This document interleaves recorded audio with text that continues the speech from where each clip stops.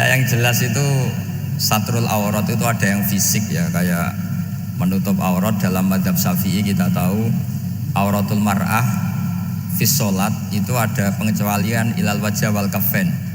Tapi kalau kharijah sholat adalah jami'u badaniha dalam mazhab Syafi'i. Tapi dalam sebagian ulama mengatakan ilal wajah wal kafain tetap termasuk istisna di luar sholat.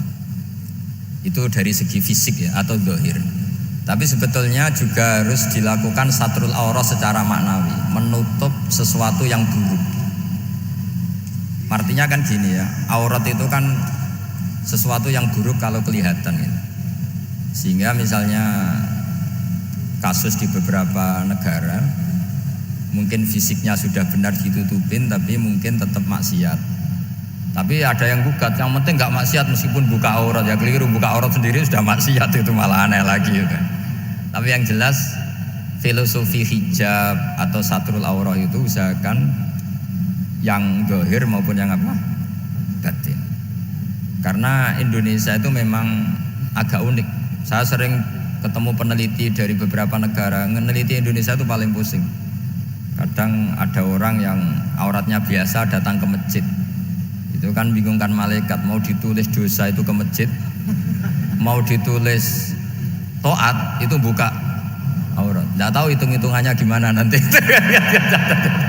Tapi memang ya sudah seperti itu. Yang jelas standar aurat ya kita tutupin sesuai standar mazhab Syafi'i maupun mengikuti yang tidak apa Syafi'i. Tapi filosofinya juga harus kita ikutin. Jadi dua-duanya harus kita ikutin sebagai perintah, bukan sebagai syarat. Itu beda loh, perintah sama syarat itu.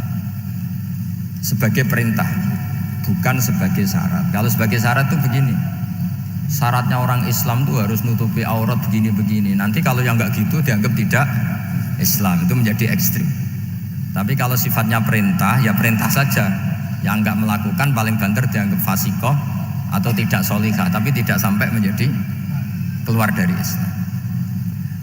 Ya jadi gitu ya. Jadi karena apa ya? Ya sudah seperti itu. Obsesi kita tentu ingin kesolehan. Ingin kesolehan sebagai perintah. Saya ulang lagi, jangan biasakan kalau ada aturan itu sebagai syarat. Misalnya gini, kowe nak ora alim ra anakku, itu bahaya. Mosok orang alim terus orang anakku, karena rata-rata orang itu udah alim gitu. Nanti terputus dari bapaknya semua. Tapi hanya sifatnya perintah. Perintahnya seorang bapak ke kita supaya alim. Makanya ulama mengatakan perintahnya Allah. Perintah itu lebih rileks daripada disebut syarat. Karena syarat sekali nggak memenuhi menjadi ndak. Makanya Sayyid Muhammad kalau ngarang kitab sering wajibat itu lebih ringan ketimbang apa? Syarat. Jadi beda kalau dalam filosofi ilmu itu. Jadi gampang perintah. Tentu yang nggak melakukan perintah itu ya kurang baik, tapi tidak sampai keluar dari apa? Islam. Karena perilaku kesolehan itu perintah, bukan syarat. Sehingga Nabi nanti ngendikan beberapa yang masyhur itu kan, syafaati li ahlil kabair min ummati. Meskipun umatnya yang nggak benar ya tetap diakui sebagai umat. Jadi beda perintahnya Nabi sih, semuanya kalau bisa soleh, harus bisa soleh. Tapi tetap ini sifatnya perintah, bukan syarat. Nggak bisa kamu mengatakan syaratnya orang Islam itu dalam beraurat begini, syaratnya soleh nggak pernah maksiat. Memangnya Nabi nggak pernah maksiat? Ya saya kira demikian ya, cukup ya.